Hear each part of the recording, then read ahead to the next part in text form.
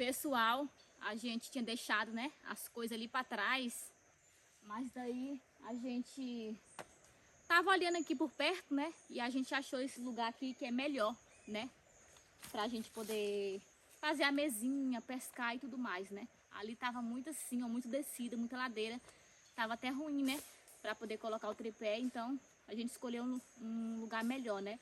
E esse lugar aqui, com certeza, é bem melhor do que ele atrás. Mas, na hora da pescaria, né, a gente pode estar indo pra lá e pra cá, por aqui, nessa região, né, pescando. Mas é isso aí, né? Vamos cuidar.